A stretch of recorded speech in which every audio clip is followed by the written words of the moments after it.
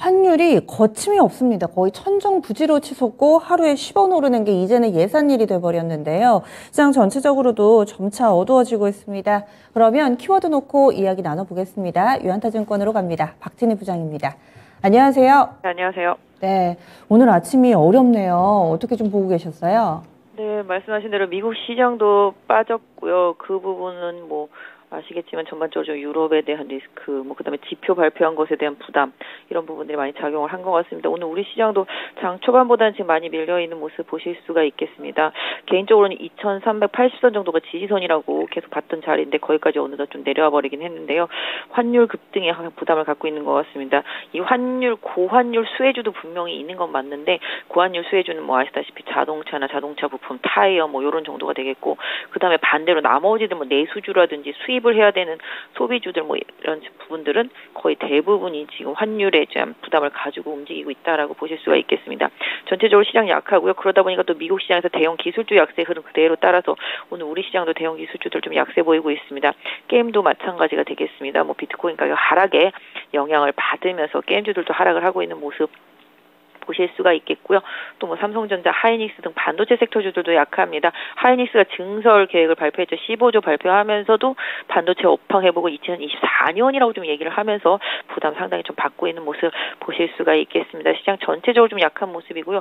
조선도 뭐 지금 중국한테 8월 달에 밀렸다라는 얘기 나오면서 많이 하락하고 있는 모습 보실 수가 있겠습니다. 그나마 조금 최근에 시장에서 조금씩 회복되고 있는 섹터는 뭐 5G 섹터인데요. 이쪽도 조금 등락이 종목별로 좀 엇갈리는 모습이 나타나고 있고요.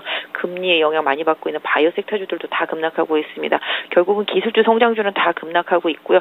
상대적으로 조금 버티고 있는 게 메타버스 섹터입니다. XR 기기들 관련한 상승 이후에 메타버스 섹터로도 조금 순환매가 들어오는 모습이고요.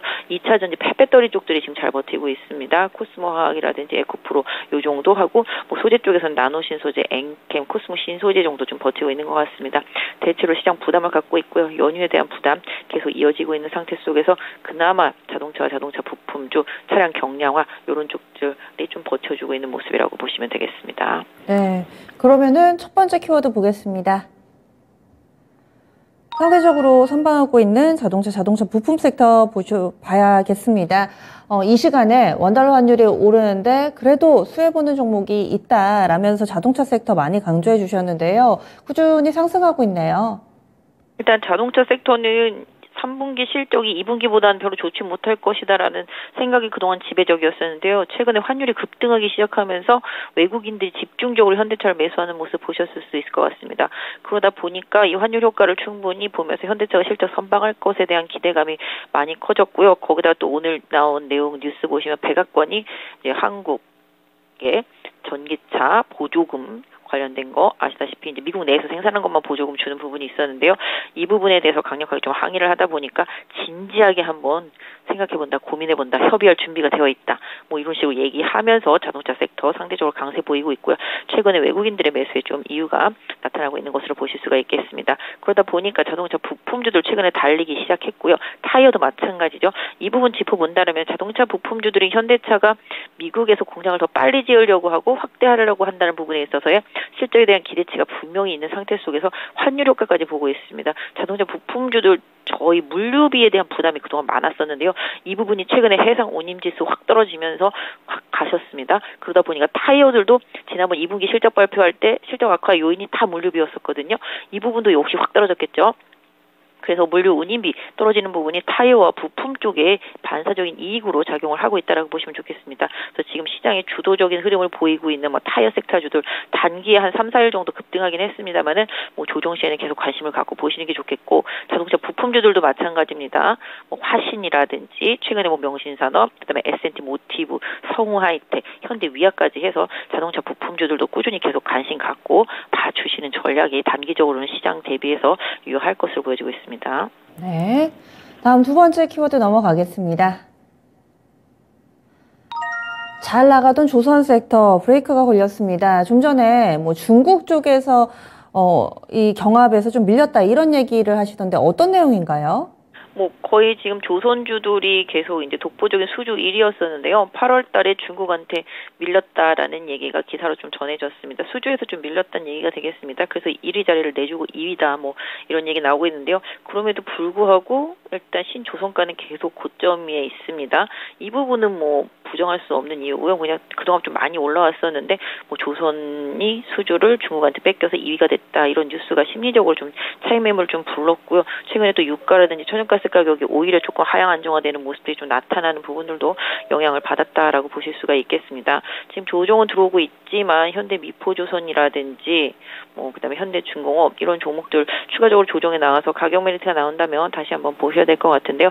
단기적으로는 아까 말씀드린 대로 유가나 천연가스 가격의 방향성을 좀 따르는 움직임일 거라고 보고 있습니다. 조선주에서는 개인적으로 현대 미포조선이 가장 이제 좋다라고 보여지고 있는데요. 현대 미포조선도 오늘 급격하게 좀 빠지면서 부담이 되고 있습니다. 한 61선 부근 위치한 한 96,700원대 부근 네, 이쪽을 가장 강한 지지선으로 설정을 하시고요. 조정 시에 좀 가격적인 메리트가 나타나는 시점에서의 유가의 흐름이라든지 시장의 분위기를 좀 더 보시면서 신규 진입하시는 분들은 좀 진입하시는 게 좋을 것 같고요. 보유하고 계신 분들이라면은 지금 흐름상 한 10만 7천원, 8천원 이 부분 어제 종가 기준 되겠습니다. 이 부분에 좀 강한 저항대 일단 염두에 두시는 대응이 필요하겠다. 그래서 태조 이방원 장세로 시장이 계속 몰려왔었는데요. 이 부분도 지금 시장 하락 좀 휘청하고 있기 때문에 주도주들이 다시 또 회복력을 갖고 움직이는지 여부를 챙겨보시면서 대응하실 필요가 있겠습니다. 네. 다음 마지막 키워드 넘어가겠습니다.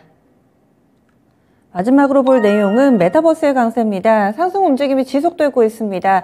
앞서 보여줬던 것과 같은 그 기운찬 모습 다시 한번 재현되는 것인지 어떤 의견 가지고 계신가요?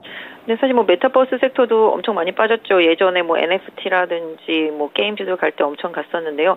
최근에 이제 애플의 XR 기기, 그다음에 메타와 퀄컴의 협업 이런 기사 때문에 지금 디스플레이 관련해서는 지금 계속적으로 좀 강세를 보이고 있는 상태인데요. 디스플레이 소재 쪽에서는 뭐 덕선 네오룩스가 강세였다라면은 또 최근에 장비 쪽 이런 쪽에서는 뉴플렉스하고 선익 시스템이 초강세를 보이면서 OLED 디스플레이 쪽에서의 강세를 이끌었는데요. 그러다 보니까 XR 기기가 빠른 속도로 점차 늘어나면은 또 그 XR 기기를 활용할 수 있는 메타버스 세상 이 부분에 대한 솔루션 구독 이런 부분에 대한 기대치가 있는 것 같습니다. 그러다 보니까 어제부터 맥스트라든지 뭐 자이언트 스텝이라든지 뭐 덱스터라든지 이런 메타버스 관련주들이 올라오는 모습들이 나타나고 있습니다. 다만 아직까지 뭐 추세는 아니라고 보여지고 있고요. 이 해당 섹터는 좀 낙폭 과대 속에서 기술적인 반등의 흐름이 일단은 들어오고 있는데요. 전체적인 XR 기기 쪽의 추세 흐름, 디스플레이 소재 쪽, 장비 쪽들의 흐름 이런 쪽들을 계속 따라갈 수 있을지는 조금 더 챙겨 보셔야 될 것 같습니다.